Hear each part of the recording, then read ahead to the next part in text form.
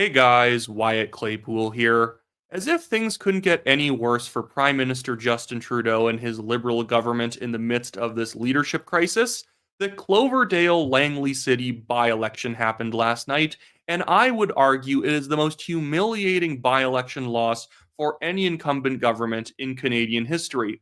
The Liberals, in fact, won this riding back in 2021. They won it by 3% with John Aldag. For some reason, John Aldag decided to resign his seat to then run for the BC NDP. He then lost, and then it had to go to a by election, which is not great for Justin Trudeau right now because he has enough to cry about at this point. Yesterday, the Conservatives didn't just win this riding, they absolutely crushed it. And when I say crushed it, I don't mean they won with like a margin of 20%. That's a massive margin in Canadian politics. No, they won it by 50%. The Conservatives got 66% of the vote. The Liberals got 16, the NDP got 12, the Greens got 4, and the PPC got 1. And I think that's actually 1 if they round up. I'm going to get to the PPC later and talk about them. But this is something that you don't come back from as the Liberals because every single election has consequences and it gives us indicators of what's going on in other parts of the region or the country overall. The 338 Canada, the polling projection website, predicted that the Conservatives were going to win with a margin of 26%.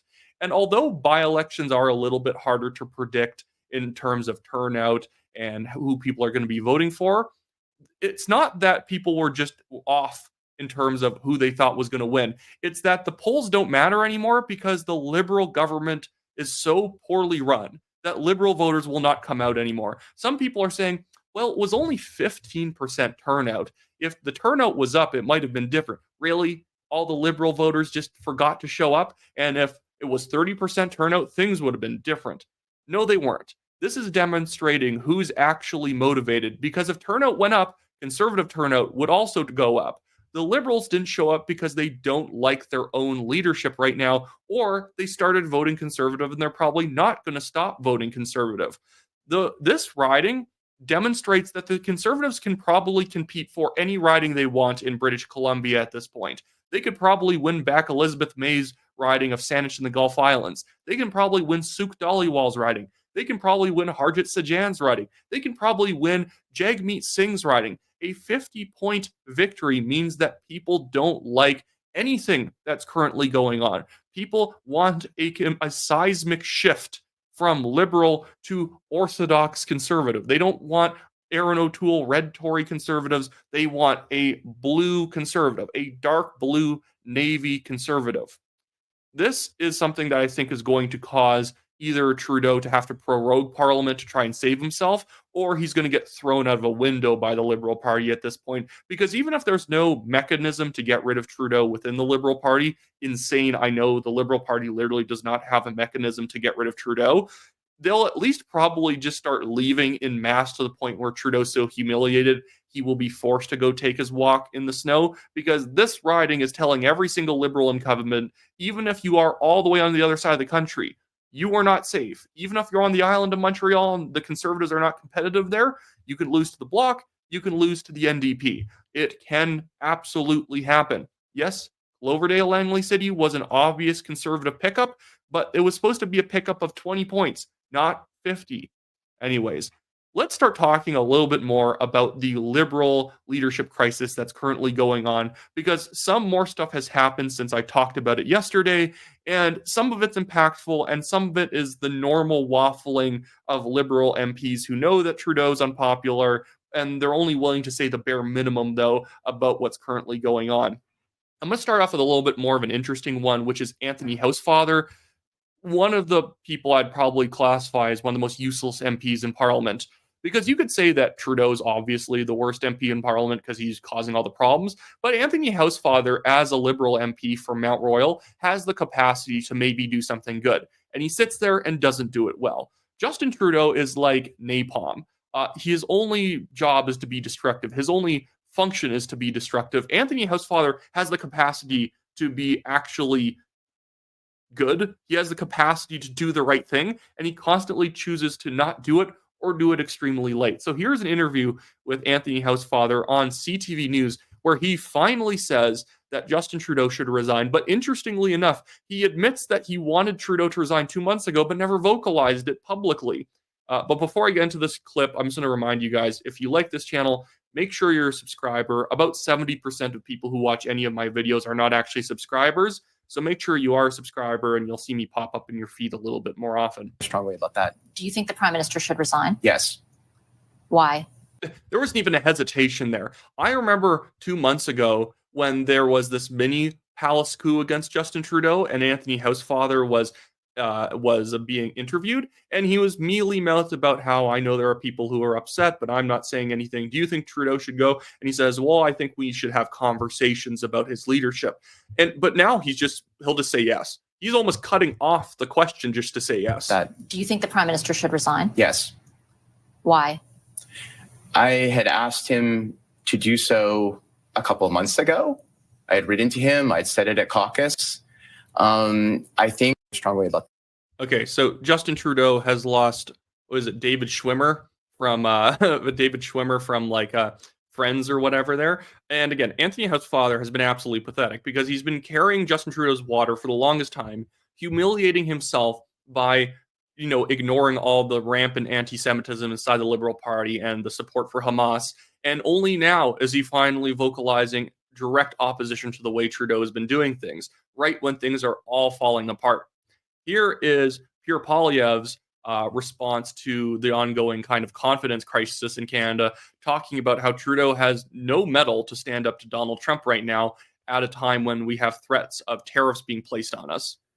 Now the president will see this weak, pathetic leader flailing around in a chaotic clown show, and that will only cost Canadians in these negotiations. That is why it is an emergency that we get an axe the tax election to elect a common sense conservative government that will unleash the productive forces of our workers and entrepreneurs to bring home billions of dollars, that with a strong, smart leader who has the brains and backbones to face Trump across the negotiating table, with a plan to take back control of our borders, our immigration, our spending, our future. And that's what common sense conservatives will do when I put Canada. You can see as Pierre Poilievre knows that the end of the Liberals is happening. You can even see him pivoting his style, although he's being very sharp and jabbing at the Liberals hard.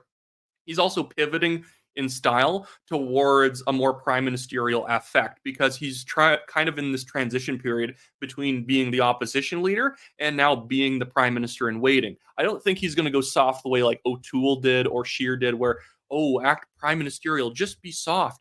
Make sure people know you're a good prime minister. So what he's really doing is that he's just making sure that he has this tone of being somebody who, can absolutely take over and do a good job. But let's jump over to what Francois Blanchett is saying about all this, because he is somebody that I think has been lost in the shuffle, but is a big player still in the House of Commons. And here is Francois Blanchett saying that Justin Trudeau absolutely needs to go. Mr. Speaker, I do congratulate the new Minister of Finance on his appointment. That said, there have been crises shaking this government for a long time, just crisis after crisis. Now there is a bad economic statement. We have a huge deficit. We also have money that the government should not have given out, that it cannot recoup. Now we need to be strong in negotiating with the United States in the context of a significant political and economic crisis. How can this government still think it has the authority and legitimacy to do so? And so this is going to be the narrative, I think, for everyone, is that Justin Trudeau has absolutely destroyed our ability to work with the U.S. because leadership crises are already bad enough for domestic politics. But when we are at a potential trade impasse with the United States, how are we supposed to have any sort of real confidence that we're going to do a good job, that we're going to come away with a good deal, when the prime minister is not respected at all with Donald Trump? Donald Trump even threw his own 2 cents into the current leadership crisis by saying that he stands behind the governor of the great state of Canada and that Chrystia Freeland had to go because she was a nasty person and she was a poor negotiator with the United States, which is hilarious. I like that Trump's both trolling Trudeau, and in his trolling, he's acting like he has Justin Trudeau's back. It's absolutely brilliant. And I want to go over to what Jagmeet Singh also just said today. It's not shocking Jagmeet Singh has to say all this stuff, but I do find it funny watching Jagmeet Singh flop around pretending like he's being tough while at the same time he can't commit to a no confidence vote. People are right to be angry. They've got a prime minister who's more interested in protecting his own job than defending Canadians against Trump. Notice everyone laughing at him because that perfectly describes Jagmeet Singh as a politician as well. We've got a prime minister who has failed to defend workers from rich CEOs that the Conservatives love, who continue to rip off Canadians and drive up the cost of food and homes. The prime minister has failed. For New Democrats, it's always workers first and not CEOs. Unless his brother's a lobbyist for Metro grocery stores who has, in fact, the highest profit margin of all the large grocery chains. And guess what? I don't even care. Lobby for whoever you want. Have whatever profit margins you want. But Jagmeet Singh, because he's an illiterate socialist, thinks that somehow profit equals evil, even though he then will go and promote small grocery stores, small local organic grocery stores, which presumably have far higher margins than Safeway and, Sobeys and Metro have. But he's just a consummate hypocrite who likes to use big business and billionaires as a platform to stand on. And not CEOs who the Conservatives want to defend. So will the Prime Minister acknowledge he has failed? He has to quit. Jagmeet Singh doesn't even know what he wants Trudeau to do because he can't threaten to dissolve the government. He's just like, Trudeau should go ?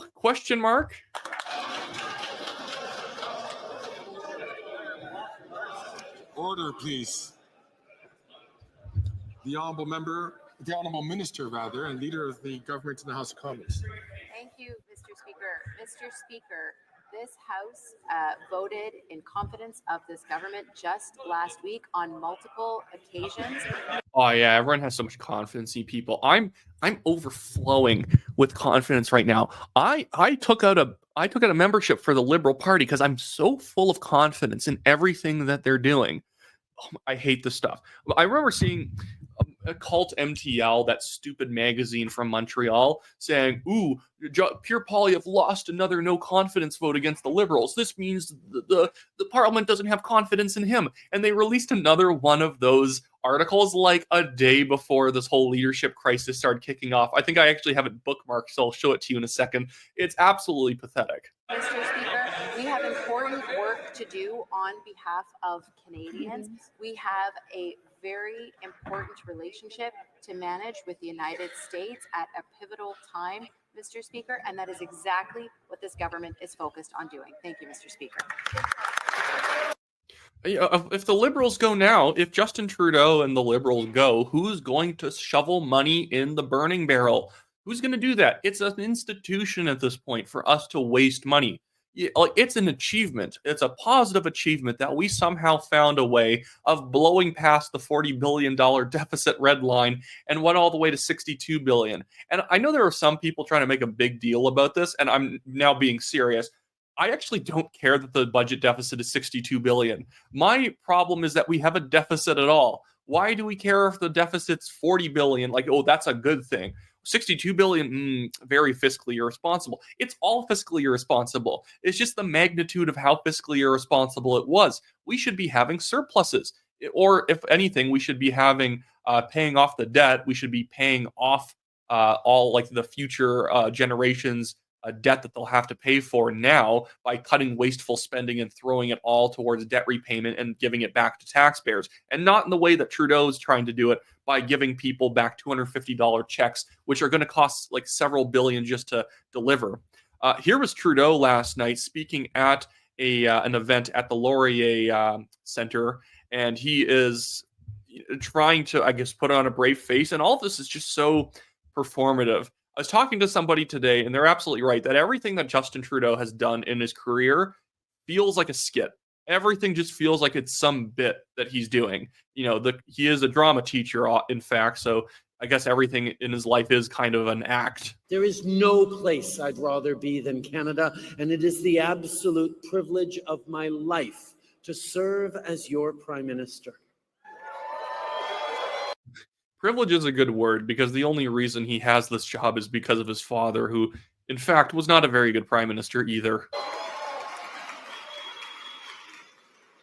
Now, Canada is the best country on earth, but it's not perfect. Oh, what? That's why I wake up every single day thinking about how to make this nation worse, work better.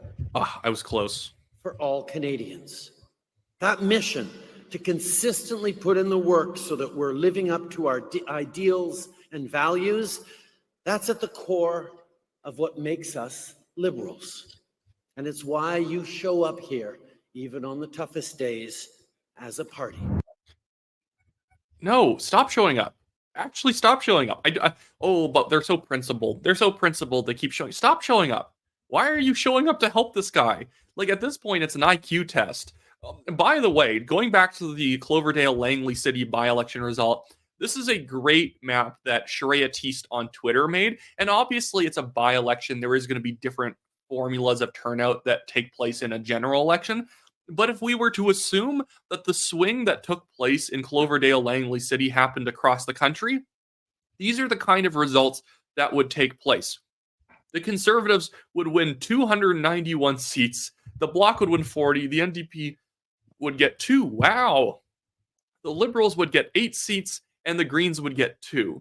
In fact, the island of Montreal would become a Conservative Bloc domain, and that's insane considering that the Conservatives in a lot of those ridings only get 4% of the vote. Like in Papineau, the Conservatives only get about 4 or 5%. That's Justin Trudeau's riding.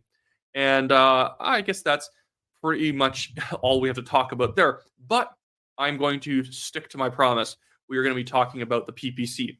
Guys, pack it in at this point. You got less than 1% in the by-election. I want to bring up the actual Elections Canada results here. So here's the PPC. Ian Kennedy, who's run for them 3 times in the same riding, got 133 votes, 0.9% of the vote. They were barely outpacing the Libertarian Party for most of the night, who got 0.4% of the vote, and they don't have a massive community. And when I say massive, I don't mean popular. I just mean hardcore dedicated base of people online constantly promoting them. And somehow the PPC only got 133 votes. In fact, it's actually easier to be a small party in a by-election because turnout's low, and if you have very dedicated voters, they will show up. I'm not saying, and some people say, oh, Wyatt just wants them out of the way because he wants the Conservatives to win, and so he doesn't want any competition. That's literally not what I'm saying. I am saying the opposite. I'm saying if you're not going to be serious enough to try hard, to door knock, to spend on advertising, then get out of the game. I will say that to all small parties. If you're not willing to do the work, don't show up. I am encouraging you to do better. But I don't think Bernier and the PPC are motivated to win a single seat. There was like 2 photos of Bernier and Ian Kennedy kind of out door knocking. I don't see any evidence that they really did door knock, because you would assume that if they even got out another 100 voters, they would have looked somewhat decent. This is the time when you would push hard. And frankly, it's just because Poilievre has ended up cutting off a lot of the PPC's appeal because he has some of the same appeal. And then some people will be like, oh, well, he's only conservative because the PPC is being conservative and forcing him to the right. Guys, everyone in the Conservative Party didn't like O'Toole. It wasn't like Poilievre thought O'Toole was the new hot thing. O'Toole's people literally blackmailed Poilievre to not run in the 2020 leadership. He doesn't like O'Toole or O'Toole's politics. Poilievre was always the same guy, except he wasn't leader, so he didn't get to call the shots. But now the PPC apparently is still a serious party, yet everything they do online is just smugness. It's just acting like everyone's stupid who doesn't vote for them. Guys, figure out how to win an election. Bernier is basically stealing money from his donors at this point because they're expecting that he's actually going to attempt and actually to win an election, to try harder, to build the base, and the PPC's base has only shrunk more. I'm not saying quit because you're threatening me. I'm saying quit because you're not actually doing anything. I don't know what you guys are trying to do. Stick around if you're willing to try and do something, but do something. I don't like slackers in politics. I see so many people who are legitimate grifters pretending that I'm going to fight to bring Canada back. I'm going to save Canada. It's like, and how are you going to do it? Well, donate money and I'll tell you later. That's basically the PPC. Donate money and I'll tell you the plan later. I do want to bring up this post from Frank Vaughan. He actually helped found the PPC, so he was never like a PPC hater out to try and get them. He was somebody who helped build their original platform back in 2019 and then left shortly after he not figured out, but he kind of noticed it wasn't serious at all. He made this great post summing up how the PPC has been operating in the past here. I'm bringing this up on screen in really big font so you can see it. Frank Vaughan says, PPC formula. First, Maxime must be paid. Second, claim to be at the head of an unseen, unpolled populist wave. Third, X polls, all of them, and he means online, like Twitter polls, where people click and you're like, oh, look how popular the PPC is because a PPC person created a poll and a bunch of PPC people voted in the poll. Fourth, lose again. Fifth, call everyone who didn't vote for you retarded. Six, Maxime Bernier must be paid. Repeat until majority government. And he's right. Bernier gets a $114,000 salary per year, and he also gets to expense a lot of things through the party. So he has no motive to win. He gets paid whether he wins or whether he doesn't win. And at some point, you got to think whether or not he's even trying, considering the lack of effort, considering he's busy building a villa, or he was buying a villa in Florida, in South Florida, and he's not going to be in Canada as much as he was before. He's not attempting to win, guys, and that's why it's become useless. I'm not saying now come over and vote for the Conservative Party. Do whatever you want with your vote. Build a new party that's actually going to have EDAs and it's actually going to operate properly. Some guy, Kelly Lawrence, out in Alberta, was like their main organizer for most of the province, and he left because they said that they kept disrespecting all the effort he was putting in by barely helping him at all get results. They just kind of would throw him like $5 here and there to operate massive campaigns. And even if he fundraised tens of thousands of dollars, they'd give him a fraction of it back to run races in Alberta, to help other candidates in Alberta. It's disrespectful. Anyways, so there's my rants done. I guess that's it for me today, guys. Again, subscribe to the channel if you're not already a subscriber. Like this video, leave a comment, do all that stuff, and I'll see you guys next time when there's probably some new twist in the story of the Trudeau leadership